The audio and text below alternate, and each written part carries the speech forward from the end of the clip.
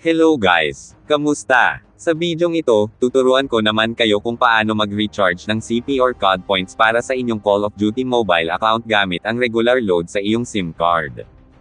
Pero kung bago ka pa lamang dito, mag-subscribe ka naman at i-like mo ang bidyong ito para mas i-recommend pa ito ni YouTube sa iba pang viewers na di alam kung paano mag-recharge ng CP or COD points. Salamat! Magsimula na tayo! Ito pala ang aking Call of Duty mobile account, at mayroon akong 2,827 na COD points. Mahalagang malaman ito para alam natin kung may dumagdag at kung successful ba ang pagbili natin ng COD points. Okay, pag ready na, i-home mo lang ang screen ng phone mo. Please panoorin mo ng maigi at hanggang sa huli ang video kasi medyo komplikado ang proseso sa pag-recharge ng COD points. Pumunta ka sa Google, Chrome or di kaya Safari pag iPhone gamit mo. E-search mo lang ang Unipin CODMPH. Tapos scroll up mo lang at hanapin ang ganitong logo ng Unipin, tapos i-click ito at matik dadalhin ka na niyan sa site store ng Unipin. So andito na tayo sa store ng Unipin guys. Pinakauna, sa number 1, mandatory na ilagay mo dito ang iyong Gmail. Kasi dyan mamaya isesend ang PIN sa Gmail mo para makapagpatuloy sa pagbili ng COD points. Tapos kapag nailagay mo na, proceed naman tayo sa number 2. Dito sa number 2, pili ka ng halaga ng Garena shells na bibilhin mo. Bale ang Garena shells ay gagamitin natin para makaredeem mamaya ng COD points para da ating CODM account. Bale ang 10 Garena shells ay nagkakatumbas ng 20 COD points sa ating CODM account. Tapos ang 20 Garena shells naman ay nagkakatumbas ng 40 COD points sa ating CODM account. At marami pang ibang halaga ng Garena shells na pwede mong bilhin basta kaya mo lang bayaran gamit ang regular load sa iyong SIM card. Bale ang pipiliin ko pala dito ay 10 Garena shells na katumbas ay 20 COD points. Tapos pag okay na, scroll up mo lang. Dito sa number 3. Pwede kang pumili ng e-money wallet like GCash at PayMaya.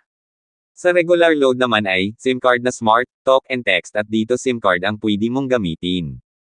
Sa mga nagtatanong kung bakit wala na ang TM at Globe sa lahat ng store kasi ayaw na mag-collaborate ni Globe Telecom, kaya no choice yung mga Globe at TM users kundi gumamit ng GCash, Maya, Talk and Text, Smart at dito.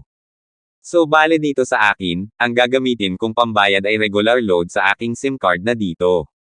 At ang 10 Garena shells ay nagkakahalaga ng 15 pesos na regular load sa ating dito SIM card. Kapag okay na, scroll up mo lang at pindutin ang Purchase Now.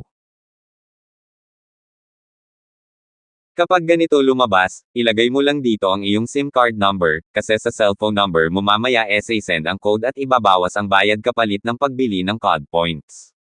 Kapag okay na, scroll up mo lang at i-click ang Confirm. Tapos dito naman guys, hintayin lang na dumating ang one-time PIN via text message. Kapag dumating na, i-copy at ilagay ang mga PIN sa ilalim.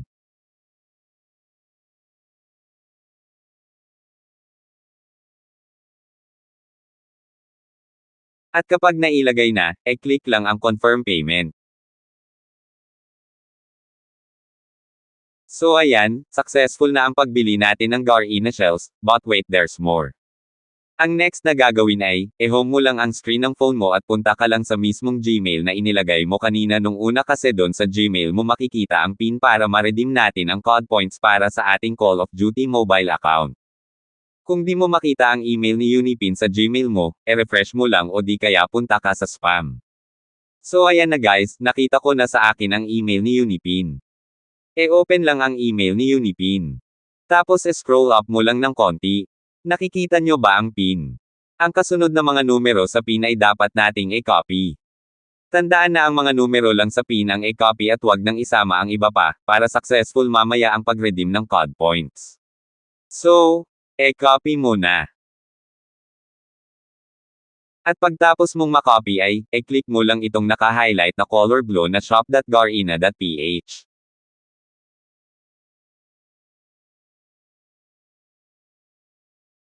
Kapag ganito naman ang lumabas, scroll up ng konti. Dito naman sa number 1 ay need mo mag-login. Kapag nag-login ka gamit ang Garena account mo, i-click lang ang Garena, pero kapag sa Facebook, i-click ko Facebook. Sa akin kasi sa FB ako naglo-login patungo sa account ko.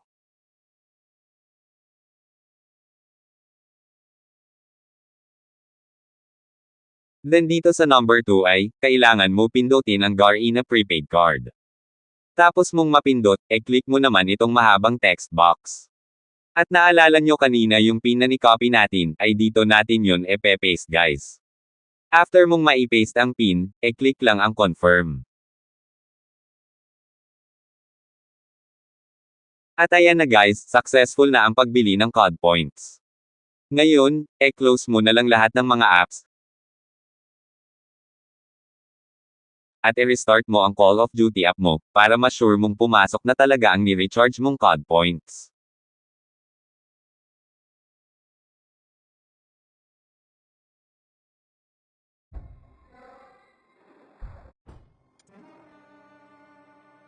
So ayan guys, pumasok na ang 20 COD points na binili ko.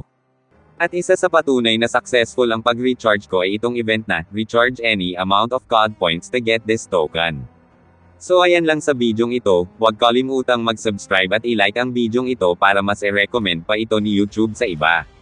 Salamat at paalam kaibigan.